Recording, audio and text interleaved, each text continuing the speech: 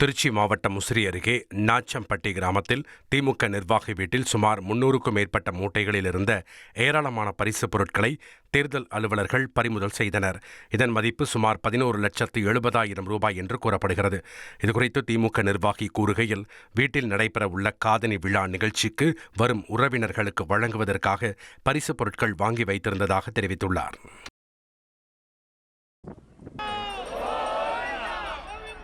ஹோசூர் அருகே தட்சிண திருப்பதி என அழைக்கப்படும் கோபச்சந்திரம் வெங்கடரமண சுவாமி கோவிலில் 13 ஆண்டுகளுக்கு பிறகு புதிய தேரோட்டம் கோலாகலமாக நடைபெற்றது.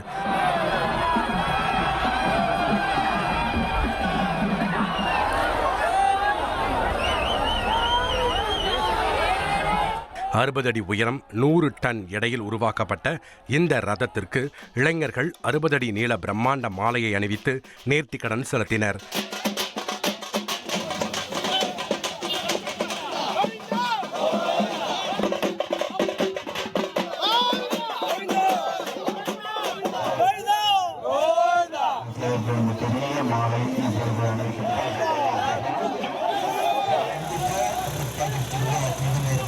இதில் மாவட்ட ஆட்சியர் மற்றும் ஏராளமான பக்தர்கள் பங்கேற்று வடம் பிடித்து தேரை இழுத்தனர்.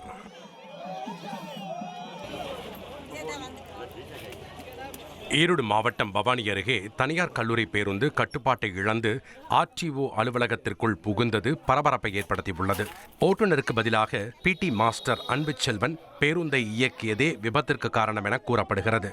இடிபாடுகளுக்குள் சிக்கிய அவரை தீயணைப்பு வீரர்கள் சுமார் 1 மணி நேரம் போராடி மீட்டனர். பேருந்தில் இருந்த 40 மாணவர்களில் 7 பேர் லேசான காயங்களுடன் உயிர் தப்பிய நிலையில் பவானி போலீசார் இச்சம்பவம் குறித்து விசாரணை மேற்கொண்டு வருகின்றனர்.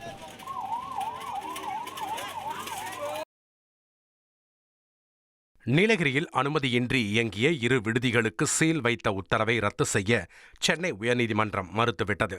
இந்த விவகாரத்தை ஏற்கனவே சிறப்பு அமர்வு விசாரித்து வருவதால் அதில் தலையிட முடியாது என நீதிபதிகள் தெரிவித்தனர்.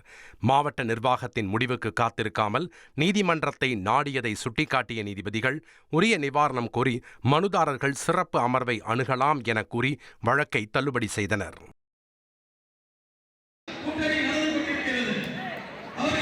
கிருஷ்ணகிரி மாவட்டம் ஊத்தங்கரையில் அதிமுக வேட்பாளர் அறிமுக கூட்டத்தில் திடீரென பெண் ஒருவர் சாமி ஆடியது அனைவரது கவனத்தையும் ஈர்த்தது. துணை பொதுச் செயலாளர் KP முனுசாமி முன்னிலையில் நடைபெற்ற இந்த கூட்டத்தில் இருந்த அதிமுக மகளிர் பேச்சாளர் வனிதா அந்த பெண்ணை லாவகமாக தூக்கிச் சென்று அமைதிப்படுத்தினார். அரசியல் மேடையில் எதிர்பாராமல் நடந்த இச்சம்பவம் வேடிக்கையை ஏற்படுத்தியது.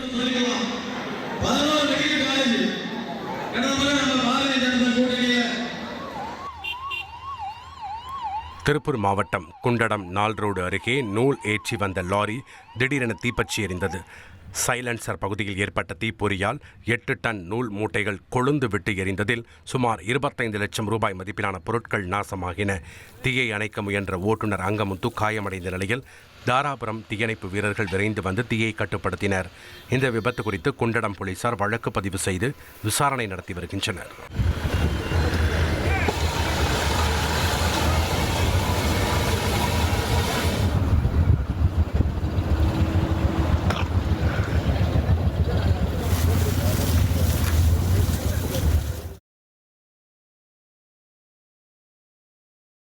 கொடைக்கானல் மலைச்சாலையில் வடக்கவுஞ்சி அருகே வழி விடுவதில் ஏற்பட்ட தகராறில் அரசு பேருந்து ஓட்டுநரை 3 பேர் வழி மறித்து தாக்கியது பரபரப்பை ஏற்படுத்தியுள்ளது.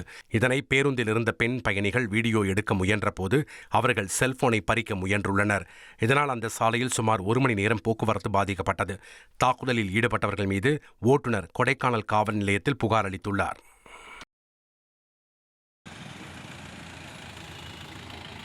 நாமக்கல் மாவட்டம் ராசிபுரம் அருகே தேர்தல் பறக்கும் படையினர் நடத்திய வாகன சோதனையில் உரிய ஆவணங்கள் இன்றி கொண்டு செல்லப்பட்ட 4,22,000 ரூபாய் பணம் பறிமுதல் செய்யப்பட்டது. நாமகிரிப்பேட்டை பகுதியில் நடைபெற்ற சோதனையின் போது பூ வியாபாரி சஞ்சய் குமார் சேலத்தில் வியாபாரம் செய்து திரும்பும் வழியில் பணத்தை எடுத்துச் சென்றுள்ளார். அவர் பணத்திற்கு உரிய ஆவணங்கள் இல்லாததால் அதிகாரிகள் பணத்தை பறிமுதல் செய்து வட்டாட்சியர் அலுவலகத்தில் ஒப்படைத்தனர். நெல்லை மாவட்டம் முக்கூடல் அருகே சடையபுரத்தில் உள்ள சந்தன மாரியம்மன் முப்புடாதியம்மன் கோவிலில் பங்குனி உத்திர திருவிழா வெகு விமரிசையாக நடைபெற்றது. பக்தர்கள் பூச்சட்டி ஏந்தியும் தீர்த்தக்குடம் மற்றும் சூலாயுதம் ஏந்தியும் பூக்குழி இறங்கி அம்மனை வழிபட்டனர்.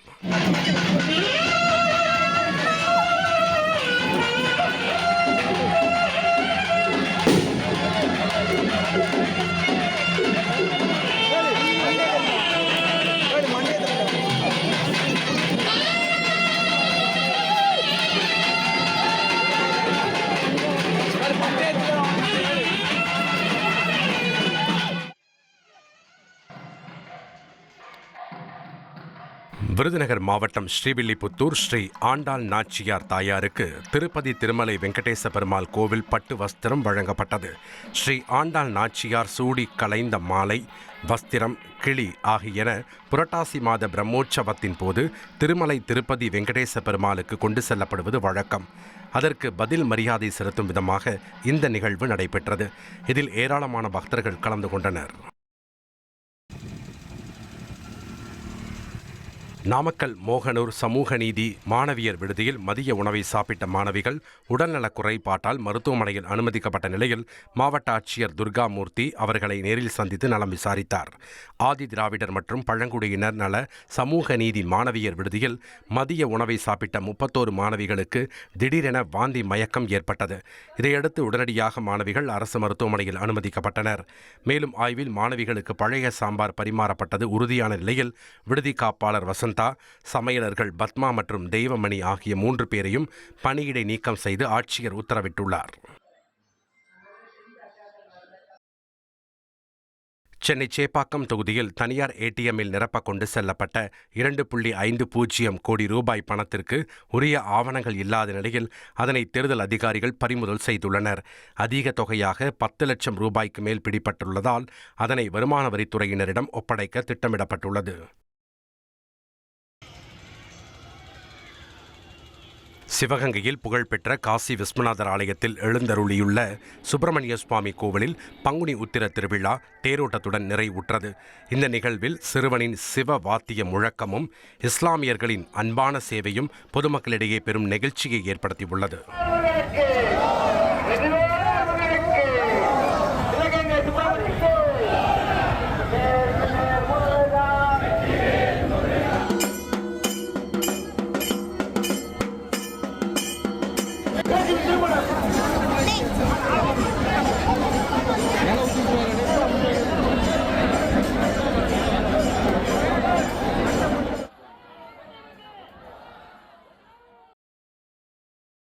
கன்னியாகுமரி மாவட்டம் நாகர்கோவில் அருகே நடக்க முடியாத நிலையில் வீட்டில் தனியாக இருந்த 80 வயது மூதாட்டி பாலியல் வன்கொடுமை செய்யப்பட்டதாக எழுந்துள்ள புகார் பெரும் பரபரப்பை ஏற்படுத்தியுள்ளது.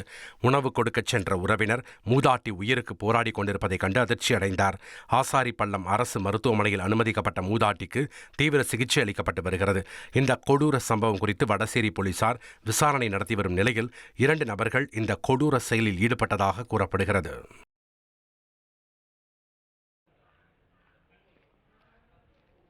தேர்தல் அதிகாரிகளின் கெடுபிடியால் பொள்ளாச்சி மாட்டுச் சந்தையில் சுமார் 7 கோடி ரூபாய் அளவிலான வர்த்தகம் பாதிக்கப்பட்டுள்ளதாக வியாபாரிகள் வேதனை தெரிவித்துள்ளனர். வாரத்திற்கு 2 நாட்கள் நடைபெறும் இந்த சந்தைக்கு பல்வேறு மாநிலங்களிலிருந்து மாடுகள் விற்பனைக்காக கொண்டு வரப்படுகின்றன. ஈஸ்டர் பண்டிகையை முன்னிட்டு விற்பனை அதிகரிக்கும் நிலையில் தேர்தல் விதிமுறைகள் காரணமாக வியாபாரிகள் பணம் கொண்டு வருவதில் சிரமம் ஏற்பட்டுள்ளது. 50,000 ரூபாய்க்கு மேல் பணம் வைத்திருந்தால் பறக்கும் படையினர் பறிமுதல் செய்வார்கள் என்ற அச்சத்தால் இந்த வாரம் சுமார் 4 கோடி ரூபாய் மதிப்பில் மட்டுமே வர்த்தகம் நடைபெற்றுள்ளது. இதுகுறித்து தேர்தல் ஆணையம் தலையிட்டு நடவடிக்கை எடுக்க வேண்டும் என வியாபாரிகள் கோரிக்கை விடுத்துள்ளனர்.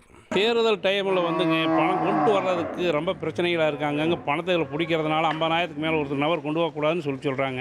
அதே ஒரு வண்டியில் 4 பேர் வந்தாங்கன்னா 2 லட்சம் இருக்குதுங்க. 51,500 ரூபா இருந்ததை கூட பிடிச்சிருக்காங்க. 53,000 ரூபா 4 பேருக்கு இருந்ததை பிடிச்சிருக்காங்க. அந்த கார் ஓட்டிகிட்டு வந்த டிரைவர்கிட்ட இருந்தது ஒரு 400 ரூபாய் கூட சேர்த்து எடுத்து தான் 51,710 ரூபாய்னு சொல்லி அதை ரெக்கவரி பண்ணி வச்சுருக்காங்க. இந்த காலத்தில் பார்த்தா ஈஸ்டர் பண்டிகையில் பார்த்தா ஒரு 8 கோடி வர்த்தகம் நடந்ததுங்க. ஆனால் இன்றைக்கி வர்த்தகம் பாதிக்கப்பட்டு இப்போ 4 கோடி வர்த்தகம் தான் ஆகிக்குது. பகுதி வியாபாரங்க கொண்டு வந்த மாடு வியாபாரிகள் மாடு விற்க முடியாமல் அதாவது தள்ளி மாடு விற்றுருக்குறாங்க. இந்த தேர்தல் ஆணையம் இதை தக்க நடவடிக்கை எடுக்கணும். மதுரை கள்ளழகர் கோவிலில் உள்ள புகழ்பெற்ற 18ஆம் படி கருப்பசாமி கோவிலுக்கு நடிகர் ரஜினிகாந்தின் மகள் சௌந்தர்யா தனது கணவருடன் வந்து சுவாமி தரிசனம் செய்தார். 18ஆம் படி கருப்பசாமிக்கு நடைபெற்ற சிறப்பு ஆராதனையில் பங்கேற்ற அவர்களுக்கு கோவில் பூசாரிகள் பிரசாதம் அளித்தனர்.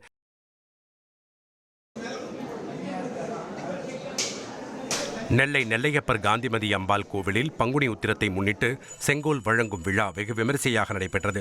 ஆயிரங்கால் மண்டபத்தில் சுவாமி அம்பாள் சிறப்பு அலங்காரத்தில் எழுந்தருளி பாண்டிய மன்னனுக்கு செங்கோல் வழங்கும் நிகழ்ச்சி சிறப்பாக நடைபெற்றது. இந்த விழாவில் ஏராளமான பக்தர்கள் கலந்து கொண்டு சுவாமி தரிசனம் செய்தனர்.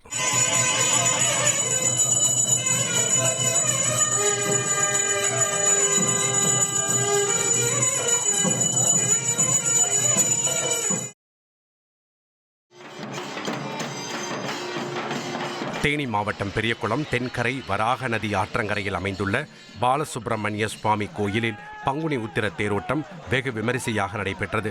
5 ஆண்டுகளுக்கு பின் நிகழ்ந்த இவ்விழாவில் முன்னாள் முதல்வர் OPS, தேனி பாராளுமன்ற உறுப்பினர் மற்றும் பெரியகுளம் தொகுதி VCK வேட்பாளர் உள்ளிட்டோர் ஒன்றாக சுவாமி தரிசனம் செய்தனர்.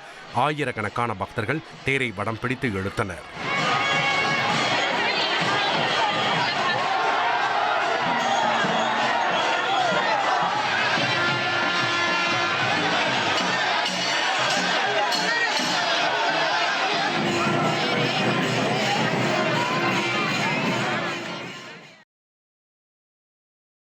சமயபுரம் மாரியம்மன் கோவில் பகுதியில் பக்தர்களுக்கான பாதுகாப்பு மற்றும் வழிபாட்டு வசதிகள் குறித்து வழக்கறிஞர் ஆணையர் ஆய்வு செய்து அறிக்கை சமர்ப்பிக்க சென்னை உயர்நீதிமன்ற மதுரை அமர்வு உத்தரவிட்டுள்ளது.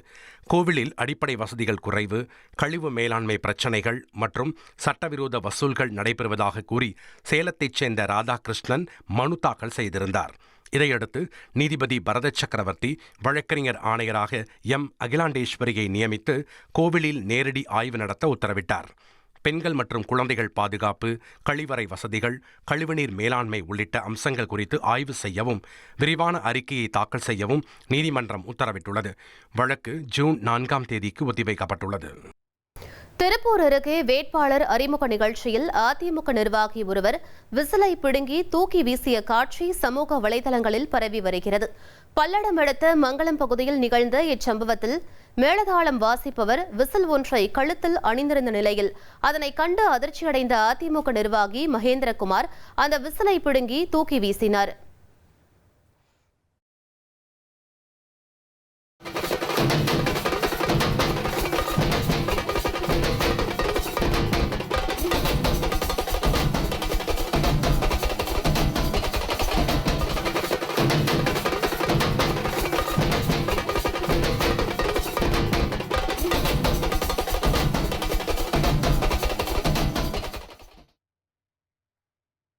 தருமபுரி மாவட்டம் பாலக்கோட்டில் தேர்தல் பிரச்சாரத்திற்கு சென்ற துணை முதலமைச்சர் உதயநிதி ஸ்டாலின் சாலை ஓர டீ கடையில் அமர்ந்து பொதுமக்களுடன் டீ அருந்தி பிரச்சாரத்தில் ஈடுபட்டார். அதனைத் தொடர்ந்து நகர பேருந்தில் ஏறி பொதுமக்களிடம் வாக்கு சேகரித்தார். பெண்கள் மற்றும் மாணவிகள் அவருடன் கைகுலுக்கி புகைப்படம் எடுத்துக்கொண்டு மகிழ்ச்சி தெரிவித்தனர். கடலூர் மாவட்ட ஆட்சியர் அலுவலகம் அருகே இளம்பெண்ணை கட்டி போட்டு நகை பணத்தை கொள்ளையடித்த சம்பவம் பரபரப்பை ஏற்படுத்தியுள்ளது. வீட்டில் தனியாக இருந்த ரூபிகாவிடம் மர்ம நபர்கள் திருமண அழைப்புதல் கொடுக்க வந்ததாக கூறி உள்ளே நுழைந்து அவரை கீழே தள்ளி கட்டி வைத்து வாயை மூடியுள்ளனர். பின்னர் அவரது தாலி செயின் உட்பட சுமார் 11 பவுண்ட் நகைகள் மற்றும் 20,000 ரூபாய் பணத்தை கொள்ளையடித்து தப்பி சென்றுள்ளனர். கொள்ளையில் ஈடுபட்ட மர்ம நபர்களை மோப்பநாய் உதவியுடன் போலீசார் தீவிரமாக தேடி வருகின்றனர்.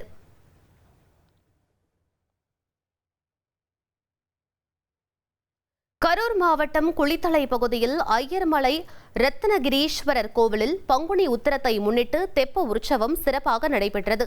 மண்டபத்தில் சுவாமிகளுக்கு சிறப்பு பூஜைகள் நடத்தப்பட்டு ஊஞ்சல் ஆடும் நிகழ்ச்சி நடைபெற்றது. விழாவில் ஏராளமான பக்தர்கள் கலந்து கொண்டு சுவாமி தரிசனம் செய்தனர்.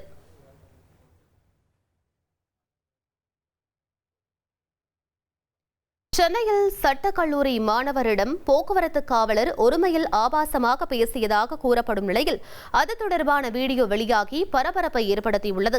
மயிலாப்பூர் மாங்கொள்ளை பகுதியைச் சேர்ந்த கமலேஷ் என்ற மாணவர் தனது வீட்டிற்கு இருசக்கர வாகனத்தில் சென்றபோது தடுத்து நிறுத்திய காவலர் அந்த வழியாக செல்ல அனுமதி இல்லை எனவும் மாற்றுப்பாதையில் செல்லுமாறும் கூறியதாக தெரிகிறது. ஆனால் தனது வீடு அதே தெருவில்தான் இருப்பதாக மாணவர் கூறியபோது காவலர் ஒருமையில் மாணவரை திட்டியதோடு இருசக்கர வாகனத்தையும் காலால் உதைத்ததாக குற்றம் சாட்டப்பட்டுள்ளது.